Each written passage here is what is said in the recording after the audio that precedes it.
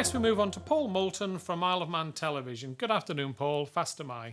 Thank you. I should point out today you realise it's the 22nd of March, and do you remember where we were this time last year?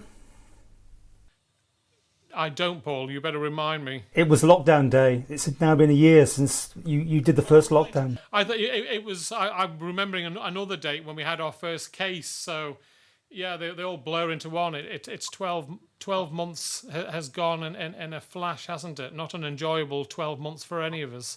So my first question is for Mr. Cannon, and I remember you doing your big presentation a year ago, but we interviewed a restaurateur recently and wasn't getting very far. He's emailed me tonight, so I hope this makes some sense. He's been offered £250 payment when he lost £6,000. And the government would not allow any salary support for that particular week, despite being down 28%. This will be going back to that Saturday lockdown, I believe. Is there hope for him? Is this just a mistake? Are you looking at these sort of things again? We keep talking about people falling between the cracks. Well, I think, Paul, the headline today will be an additional £7.3 million, which we are putting into the very sort of businesses you've just been talking about. And, we're going to do that, as I said, by using the rates bill as a proxy for that cash investment. I think a lot of businesses are feeling the compound effect, as I said, of circuit break in January, difficult February, and a circuit break now through March and extending into April. And we're going to make sure that we've got the right support packages in place to keep these businesses stable as possible. And again, in terms of that individual business, we did have the salary support scheme also open for February. So we had it open for January, we had it open for February if they qualified, and indeed, of course, it's open for March. And applications for that scheme, you simply had to declare that you were suffering a turnover shortfall by about 25% comparative to your previous years. So if that restaurateur's earnings for that month were down, then he or she could go and get the salary support, the same as everybody else. And as I said, the £7.3 million that we're injecting in today will go a long way, I think, to help support these businesses and put extra money into their bank accounts to help see them through what is definitely a very difficult period for them. My question for you, Chief Minister. I mean, you know that we're getting these unexplained cases. You cannot be surprised. You just said yourself you've been in touch with your colleagues in the Channel Islands, and they have been chasing these for weeks. So what's next on your arsenal of things you can do? I mean, stopping people going too far from their houses, using their cars to go on long distance trips, try and bring in some more measures, or will we just have to keep going until goodness knows when these unexplained cases come to an end, or do we go for the end of eradication and just start to live with it? Well, it's a good question, Paul, and I suppose it's data.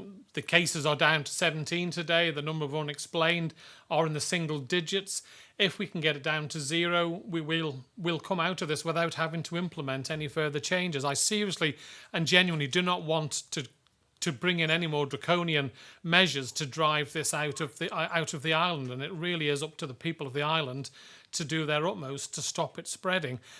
So we'll just have to see what happens, Paul. Obviously, if we see another uptake and a spike of unexplained cases in the next week or so, then the Council of Ministers will have to take advice from our medics and our Director of Public Health to see whether we need to take further action. But I hope the measures that we've put in place will enable us to get shut of these unexplained cases. As I fully expect there to be a period of time as we have cases of people already in isolation, maybe household transmission of people who have already had it. But it's those unexplained cases where the problem is. I don't know, David, if you'd like to expand on that at all. Yeah, if I could come in, Chief Minister. Yeah, I think, Paul, the key point is we are seeing the graph at the moment going in the right direction. It's going a lot more slowly than perhaps we would have hoped, but it is going in the right direction. Unexplained cases are frustrating at the moment, but I don't think at the moment we need to take any additional measures in relation to that. But all we can do really is urge people, if you follow the rules, then we will stop further community spread, and that will get us all to a much better position. I know there's a lot of people out there who are lockdown fatigued. I must be honest, I think I'm pretty fatigued with it myself. But by working together and ensuring that we do follow the rules for the foreseeable future, that will get us to a much better place and back to some form of normality a lot quicker than we would otherwise. And like I've said before, that is, I think, what we all crave. So as frustrating as some restrictions may be, if people follow them and realise why they're there, we as a community will get back to where we were a lot quicker than otherwise. But if we don't see it drop, let's say this time next week, we're in exactly the same place. Have you got anything else in your arsenal that you can bring in to help those numbers go down?